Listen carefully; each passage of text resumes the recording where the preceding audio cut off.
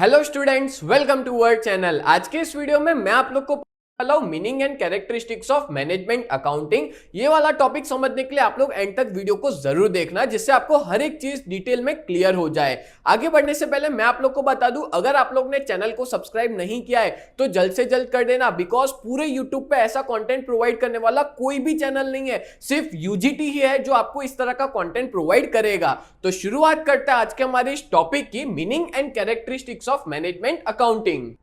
यहां पे मैंने डेफिनेशन और मीनिंग दोनों चीज समझाने वाला हूं आपको। तो देखो डेफिनेशन कौन सी है, तो the report of Anglo American council of productivity, इन्होंने अपनी एक डेफिनेशन दी थी मैनेजमेंट अकाउंटिंग को लेकर के। क्या दी हुई है? Management accounting is the presentation of accounting information. देखो बेसिकली मैनेजमेंट अकाउंटिंग ना एक तरह से प्रेजेंटेशन है इंफॉर्मेशन का, जिसकी वजह से जो मैनेजमेंट है वो अपनी पॉलिसी को बना सके, क्रिएट कर सके, and the day to day operation of an undertaking, मतलब अंडरटेकिंग का मतलब होता है कोई भी बिजनेस, ठीक है। तो कोई भी बिजनेस का जो डे टू डे एक्टिविटीज है उसको प्लान कर सके। तो बेसिकली मैनेजमेंट अकाउंटिंग एक ऐसी अकाउंटिंग इंफॉर्मेशन का प्रेजेंटेशन है जो मैनेजर्स को हेल्पफुल होता है, जिससे वो बिजनेस की पॉलिसी को क्रिएट कर सके और डे टू डे ऑपरेशंस को बहुत अच्छी तरह से परफॉर्म कर सके। क्लियर? चलो अब मैं आपको ना इसका मीनिंग समझा देता हूं।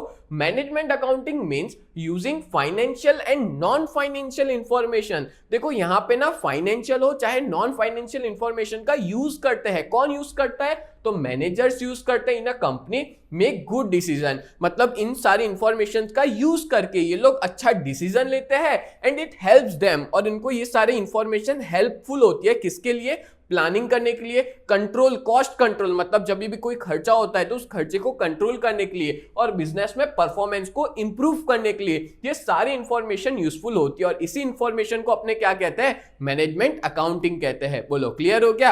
अब मैं आपको समझाता हूं इसकी कैरेक्टरिस्टिक्स। टोटल 7 कैरेक्टरिस्टिक्स है मैनेजमेंट अकाउंटिंग की, और यहां पे मैंने जो भी चीज प्रेजेंट की है वो एकदम परफेक्ट है। आप लोग एग्जाम में यही का यही पूरा अच्छे से लिख के आओगे ना तो आपको पूरे में से पूरे मार्क्स मिलेंगे, एक भी मार्क्स नहीं कटेगा। ठीक है, चलो एक एक करके मैं आपको समझाता हूं। नंबर 1 क्या दिया है? It is an accounting statement. ये एक अकाउंटिंग स्टेटमेंट है which is helpful to the management in taking decision. देखो यही चीज वापस रिपीट हुई जो मैंने आपको डेफिनेशन में समझाई थी कि ये मैनेजमेंट को बहुत ज्यादा हेल्पफुल है। क्या? मैनेजमेंट अकाउंटिंग बहुत ज्यादा हेल्पफुल है कि वो अपने डिसीजंस को ले सके, एज वेल एज ये सारे डिसीजन किसके रिलेटेड होते हैं? Related to planning. आपको पता ही, आप लोग ने 11th 12th में पढ़ा है, planning, controlling, improving business performance. ठीक है, ये सारी चीजों के लिए बहुत ज्यादा यूजफुल होता है मैनेजमेंट अकाउंटिंग। फिर बात करें number 2, it is based on accounting information, मतलब पूरा मैनेजमेंट अकाउंटिंग ना इंफॉर्मेशन पे बेस्ड होता है। आपको पता है जो भी फाइनेंशियल इंफॉर्मेशन होती है जिसको हम लोग फाइनेंशियल अकाउंटिंग कहते हैं,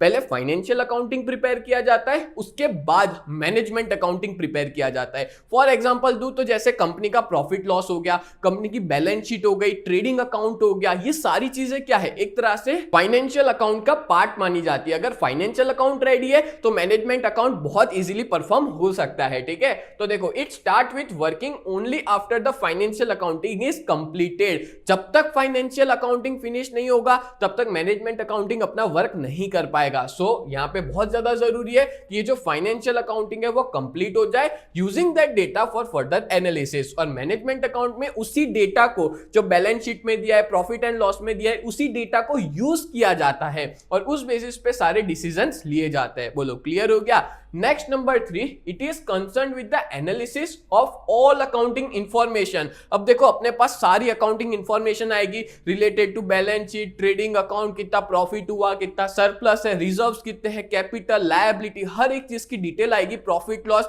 तब जाके हम लोग क्या कर सकते हैं? एनालिसिस कर सकते हैं अलग अलग चीजों का, and which may be useful for the management in running the business efficiently, और वो बिजनेस को चलाने के लिए बहुत ही एफिशिएंटली यूजफुल होंगे।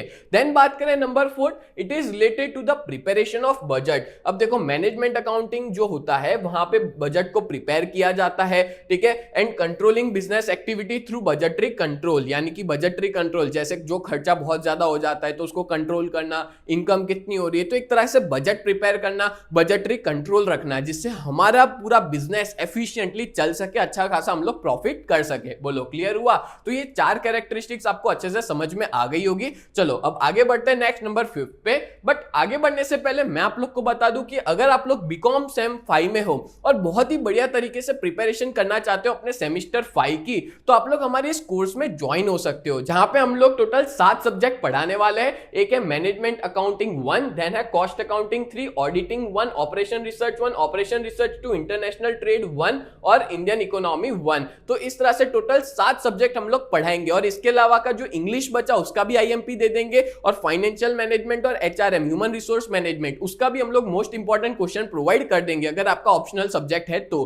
ठीक है, और ये पूरे कोर्स की प्राइस ना 2499 है। सिर्फ इसमें रिकॉर्डेड वीडियोस नहीं, लाइव लेक्चर्स भी हम लोग लेते हैं। वीक में 3 डेज लाइव लेक्चर होते हैं, जहां पे आप अपने हर एक डाउट को क्लियर कर सकते हो। तो जल्द से जल्द ज्वाइन हो जाओ, हमारी बहुत बढ़िया टीम है। मैं आप लोग को ना टोटल 3 सब्जेक्ट पढ़ाऊंगा, auditing, international trade 1, Indian economy 1, और यहाँ पे कल्पेश सर है जो अकाउंट्स पढ़ाएंगे, हेमल सर आपको स्टैट्स पढ़ाएंगे। बहुत ही बढ़िया टीम है और सारे एक्सपीरियंस फैकल्टी है। सच बता रहा हूं, एक बार आप ज्वाइन होके देखो। देखो लास्ट में अभी आपके 2 ही साल बचे हुए हैं, सेम 5, 6, 7 और 8। अगर आप 4 साल तक बीकॉम को परस्यू करते हो तो, और लास्ट जो ईयर होता है ना वो बहुत ही ज्यादा इंपॉर्टेंट माना जाता है, बिकॉज उस बेसिस पे आपकी जो डिग्री है ना वो बनती है। सच बता रहा हूं, आपके जो भी अभी आ रहे हैं परसेंट, उसमें अच्छा खासा इंक्रीमेंट देखने को मिलेगा अगर आप लोग हमारे इस बैच में ज्वाइन हो जाते हो तो। ठीक है, चलो आगे बढ़ते हैं। नेक्स्ट है नंबर 5। क्या देके रखा है? It compares actual performance. यहां पे एक्चुअल परफॉर्मेंस को कंपेयर किया जाता है कि हमने क्या सोचा था और एक्चुअल में क्या परफॉर्मेंस परफॉर्म की जा रही है। ठीक है, विद द टारगेट्स, हमने क्या टारगेट सेट किया था और एक्चुअल में क्या परफॉर्म हो रहा है in the budget, to find out any differences. मतलब कोई तरह का डिफरेंसेस तो नहीं है, जैसे मैंने सोचा था कि इतना हमारा टारगेट है, इतना अचीव होना चाहिए, अगर वो नहीं हो रहा है तो देखो क्या डिफरेंसेस आ रहे हैं, क्या डेविएशंस आ रहे हैं, जिसको हम लोग सुधार सकते हैं। ठीक है, number 6, it involves the presentation of accounting information. और यहां पे ना हम लोग अकाउंटिंग इंफॉर्मेशन को प्रेजेंट करते हैं in the form of reports. अलग अलग रिपोर्ट्स में हम लोग प्रेजेंट करते हैं। ठीक है, एट रेगुलर इंटरवल, अलग अलग इंटरवल, जैसे मंथली हो सकता है रिपोर्ट, या तो क्वार्टरली हो सकता है, या फोर्टनाइटली 15 दिन का भी रिपोर्ट बनता है। ठीक है, to help manager make inform decision. और ये सारी रिपोर्ट हम लोग क्यों बनाते हैं? जिससे मैनेजर जो है वो प्रॉपर तरीके का डिसीजन ले सके, इन्फॉर्म डिसीजन ले सके।